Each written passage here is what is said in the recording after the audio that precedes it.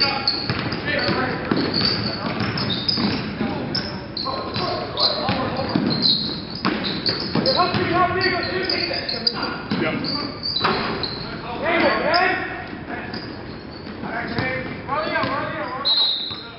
what happens is we're in the middle of a transition drill, so it's very fast-paced. We're getting up and down the court, and Ben's in the drill, and all of a sudden he just sort of takes himself out, which the kids do if they get a cramp or they get dinged up or something. They kind of either they'll wave somebody in, or if they're really hurting, they'll just kind of take themselves out of the drill.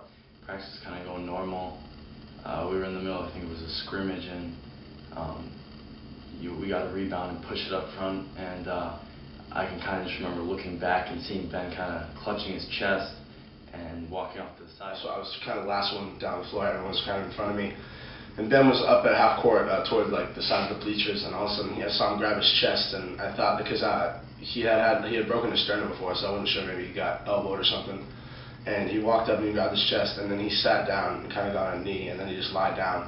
And coach, stopped everything, went over and talked to him, and told us to shoot. When we looked over to the sideline, he was just laying there in pain, like going back and forth, holding his chest. And I mean, right away, obviously, we knew something was wrong because he's a tough kid. He doesn't just cry over anything. So. And then all of a sudden, he kind of drops down to his butt, and then he kind of goes on his back, and then that's when I ran over. And it was surreal because he was grabbing his heart, and he was saying his heart was burning, but it was so hard to understand what was really going on with him. He was breathing okay. It was almost like he'd eaten too much before practice, or he had some kind of cramps going on. But then he was really starting to kind of writhe around in pain a little bit and grab his heart, which is obviously when you get pretty scared. So we were trying shooting free throws, and coach says, "Jake, go get," and Brandon, "Go get the ambulance." So me and Brandon ran out of the office, and they called the ambulance over, and we all went to the locker room, and just really concerned about my teammates down. Ben's a huge part of this team emotionally, and on the glass and stuff.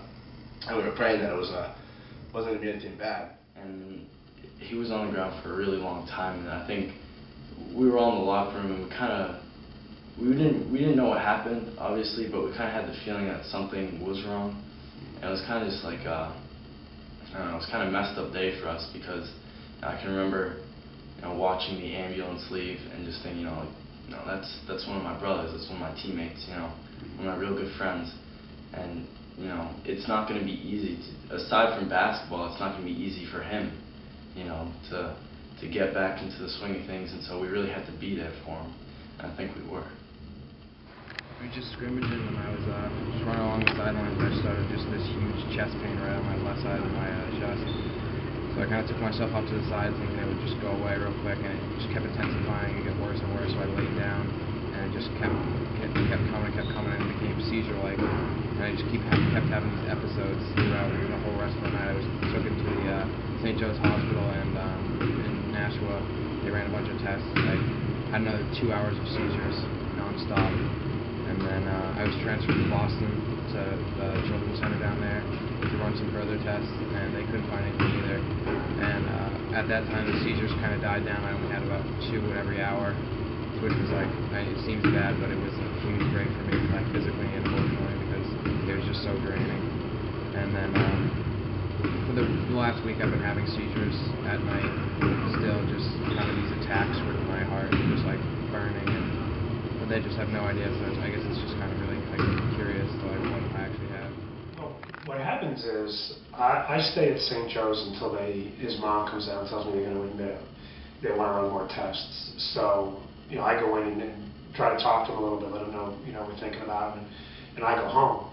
And a couple hours later, I get a call from his mom that they're sending him down to Boston because there's some things they think that could be better handled in larger hospitals. So he's on his way to Children's in Boston.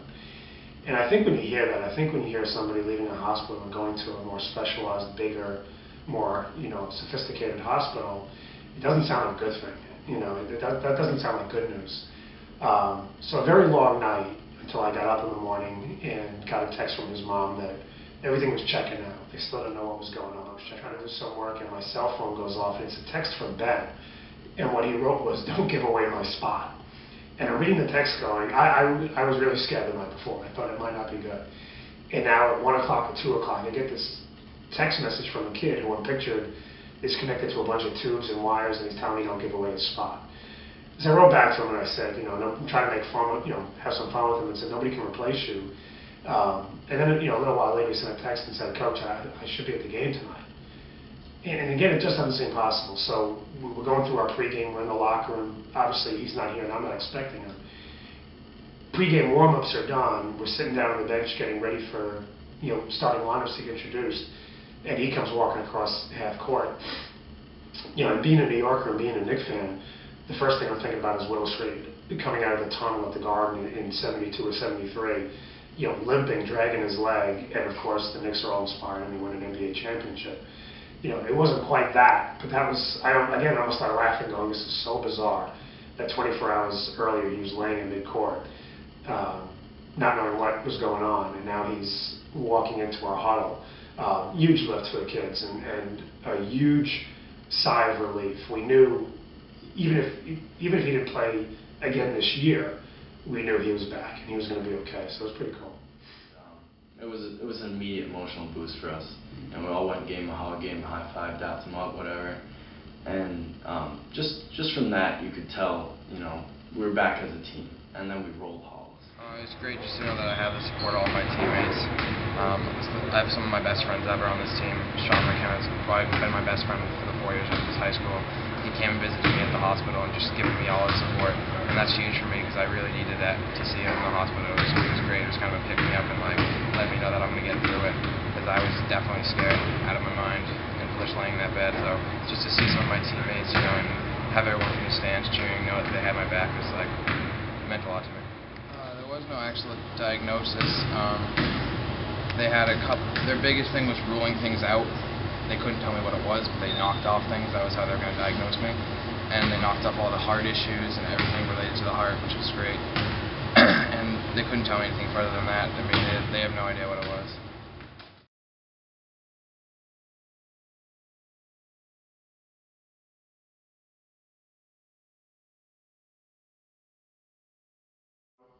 I always tell people I love senior night and I hate senior night. I hate senior night because those 6 seniors are a couple weeks away from being done with our program for good.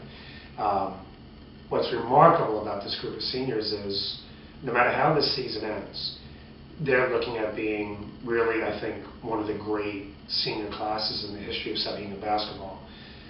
Last year, 12-6. This year, 15-2 now. Whatever happens tomorrow night, you're talking about 27, 28 wins in their 2 years as a class on varsity. They're a remarkable group because I don't think anybody, myself included, saw that when they were freshmen. This is an interesting senior class because all of the seniors played freshman basketball. None of them were deemed good enough to play JV as a freshman. And here they are 3 years and change later, and they're going to go into the books as one of the great classes. A Final Four run last year, see what happens this year. But no matter what the next 2 weeks brings, nobody can take away 2 really, really good seasons for this class. And I just remember watching them play as freshmen, and I did not see this coming. I'll hate to see them go, because what I love about this group is, more than any other group I've had in my time as a varsity coach, they've grown up the most, they've matured the most. And it shows on the court, and it shows far more in who they are as people. First night, 39, Tony Brookfield.